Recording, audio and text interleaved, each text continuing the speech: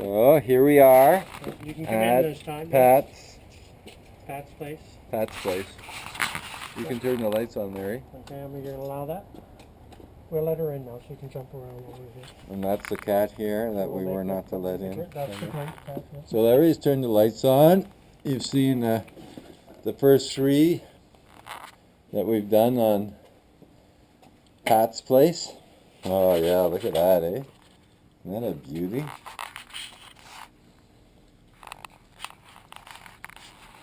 This is what we've come to. Well, she didn't pick up the box. Okay.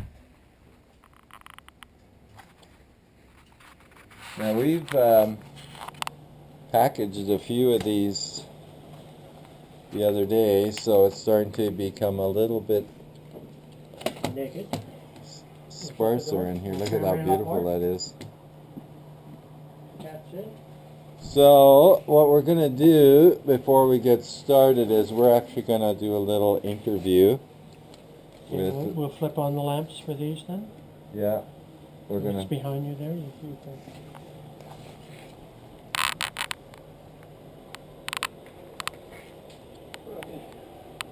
Just another little walkthrough so you can see some of the gems in Pat's place here. Oh my gosh, look at this one.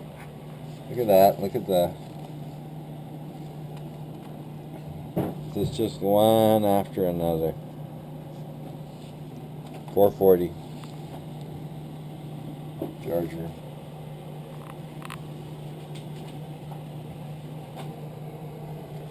So we're going to do an interview in this chair. This is Pat's chair here. And Larry's going to sit down here and we're going to just talk a little bit. So,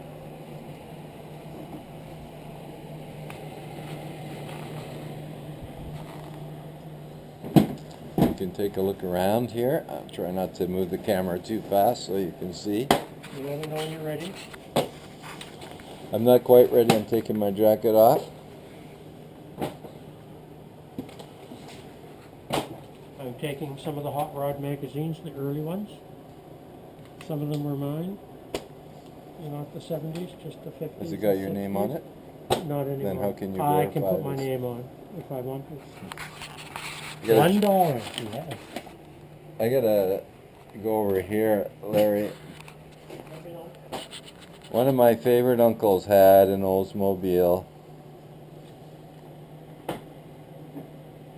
Just like this one, all red. So many special memories with that.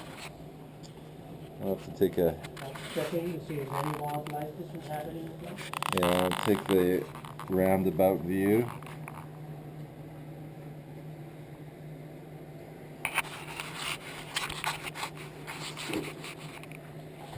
Inside the interior, eh? Look at that.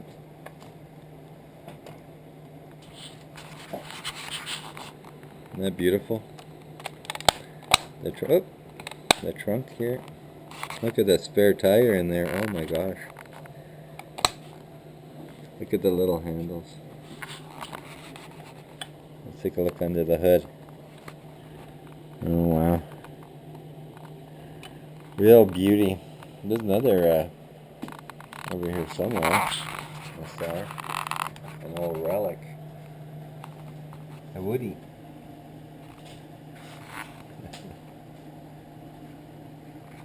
Got the Hogs, the Choppers, the Nomads, the GTOs, the Camaros, the SS. So, Larry, what was his favorite car? Pardon me? What would you say his favorite car from? He's got so many Camaros. Well, probably the ones that he owned, right? Like the Novas. And I think, Ted, when he's got about 100 of the 69 Camaros, that might have been a favorite.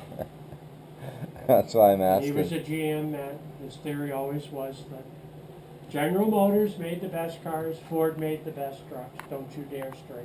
And it's too bad Chrysler did the odd thing well, because we don't want to give him any credit for that. But I see he honored them with the Hemis. And I can see it was a drag strip guy, and I'd Yeah. say that was closely followed by the Mustangs. When he had a 66 Yeah. Torino, right? And he liked the Mustangs, I could tell that. And a friend of his had Corvettes, and there's way too many of those, so that must be on the list too. Yeah. Definitely like his muscle cars. But almost all of them were muscle cars, right? Buick started that way back in the 50s when they put the biggest possible engine in the smallest possible, cheapest car going. That started the muscle car craze. Sit down. I'm gonna bring a few Sit cars down? to you. Yeah. They're going to bring cars to me. Yes. Yeah.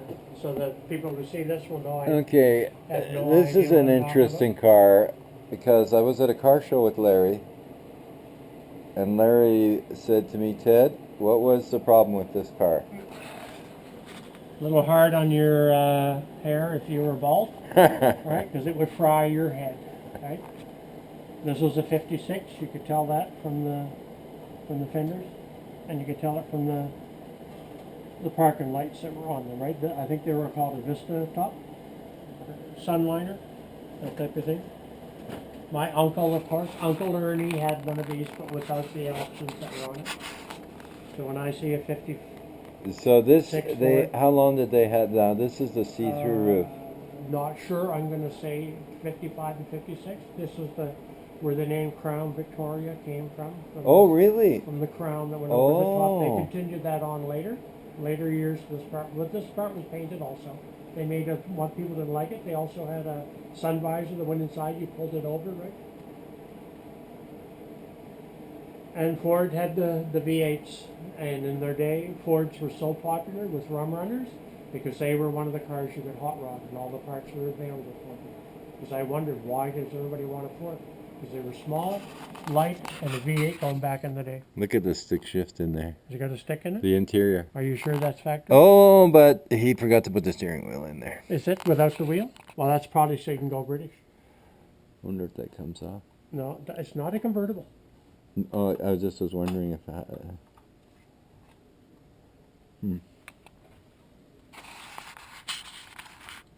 Yeah, Well, it if it- didn't need a spare, It has a spot for the spare. right? And if you take Open them up the hood. open up the hood. Yeah. I'm scared to do that, Dave.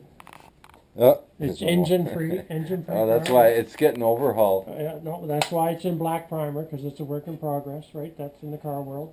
Now we'll pull out one more car, a 57 Ford. I believe they were called the Skyliner, the hardtop convertible. Oh yeah, look at that. Oh, beauty. Right? And these cars originally were supposed to be Lincolns. And this is the roof would go back, and the metal roof was then closed off inside of the rear of the car. And it took something like 50 switches and miles of wiring.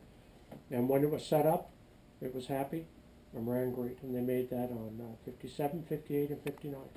They're somewhat sought after, but only to a point, because you can't, and there's no, when you take this off, there's a little thing maybe twice the size of the chair, that's the trunk.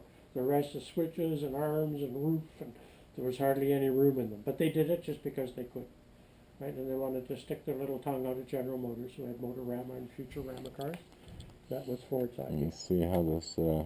Right? And my friend Darrell License, his father had a 57 Ford, not one of these, but he had one. And it rusted pretty bad.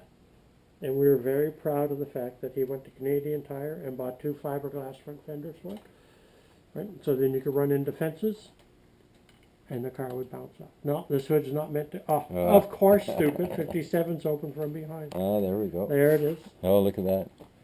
Oh, look at it. Even painted the Thunderbird engine, yeah. Yeah, Yeah, Thunderbird. that was the option. Without my glass. Oh, look at that. There it is. Exactly There what it you're is. talking. There's the roof sitting underneath, right? We can probably pick the roof off. Oh my gosh, look at that. Is it going to come out? No, the switches aren't working. Wow. Because underneath here is the little container. I don't think it's going to play today. No, I'm not going to. Yeah, we don't want to. But there's when it closed, that piece came up, right, and dropped down. And when the roof was actually had a piece on it that dropped back to make it fit in the trunk, so there was a seam. right across the center. Wow, look at that. So that went in there like And that. that folded and then dropped down, right? And then, It's not going to go down. no. There's some other gems in here. So this is quite a difference when you look at these two cars.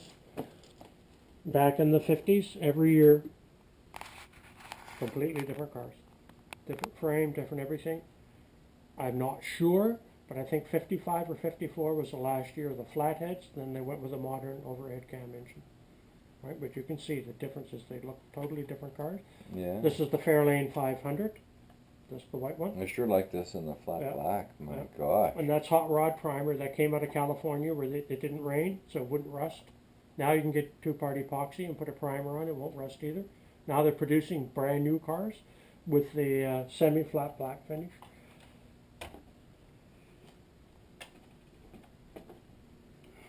Wow. Then another. 57 was the last year for the single headlights. 58 they came out with double headlights. Is there any else you want to show us here? Well, we can bring up the Tri-Chevys. Oh no, we already packaged one, but we should have a... Tri-Chevys are the world's most sought after cars. There's a 57 over there. There's a 55. There's a 57. So the 56 is missing. We took the 56 last time. Mm-hmm.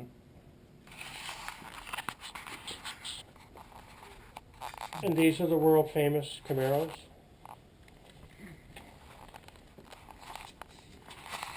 That's a 57. Oh my gosh, look at them.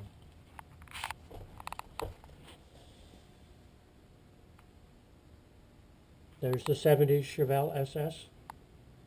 I believe some of those came with 454s.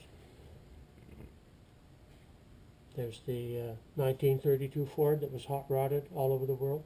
Started in California after the veterans came back from the Second World War. They were looking for cars that they could, nobody could buy performance. So Oh they- wow, that's so they made nicely their done own. too.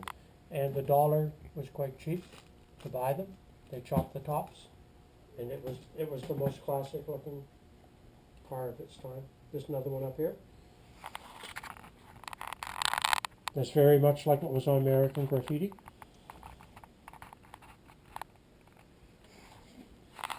Yeah, look at the belt and the. Oh, it's a real belt. Hey, don't break that belt. Watch the pulley. You know your Yeah. finger with pulleys, Ted. Just keep back. There's a 55 Chev. Looks like almost the beginnings of a gasser. Mm-hmm. But a gasser, you would make your own frame, like Sandy Bryson did in Nova Scotia. My friend Sandy. Sandy Bryson. Yeah, these are. Oh, that's yeah. I've seen the photographs. Yeah, and of you've those. seen his 52 or whatever it is Chevy. Mm-hmm. These were dragsters, but they were called funny cars because they looked funny because the body was just a piece of fiberglass, but you streamlined it and put it over a dragster, and then it could go a lot faster with the streamlining. Yeah, I went to a lot of funny car races when I was young because Yeah. we lived just very close to Edmonton Speedway, which is now a subdivision. The neighbor gave Pat his body off a Camaro when he passed away, Mm-hmm. and Pat, it was a gift that Pat wasn't too sure what it meant, but he took it out of respect. I think he sold it eventually, the body, because it was a fiberglass, again, to be used like in bracket racing or whatever. These are your Corvettes, Ted. You're the authority on Corvettes. Mr. Mitchell's era. I believe the last year was 67, and they have that hood on them.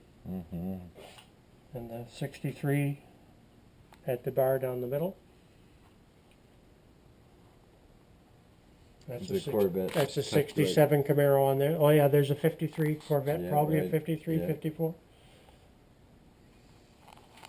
Okay, so we're going to talk in about the This is chair. very similar to Pat's car. The one that he had was a purple one like this. This is owned by my cousin, and Pat hot rodded it.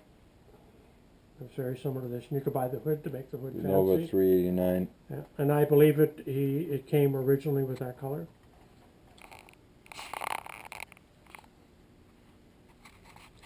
He always loved to do the little touches inside. Yeah, he was a detail man. Yeah, detail. Right. Yeah, I always really like these. Yeah, the pretend louvers. Yeah, scoops. yeah, Yeah, most of them are dummies, but they look good. nice. And Under we were the hood. suckers. We were suckers for all that stuff in our day, right? We paid $500 extra, a $2,000 car just to have those two hunks of chrome into it. That made you the real deal. Okay, so what we're gonna do is we're gonna end this part, and we wanted to sit in that chair and talk a little bit, but maybe Larry and I will pack a few. Get down to work, and Yeah, then we'll need a break. Yeah, and we'll need a break, and then we'll maybe talk about some of the cars or stories of Patrick. For you that are interested in some of Patrick's history that Larry Doesn't know. pretends to know. Yeah, exactly. These are all made up stories. But don't worry, I'll make it up if it doesn't sound good the way it is. Okay, we'll see you. Now that car we're gonna get.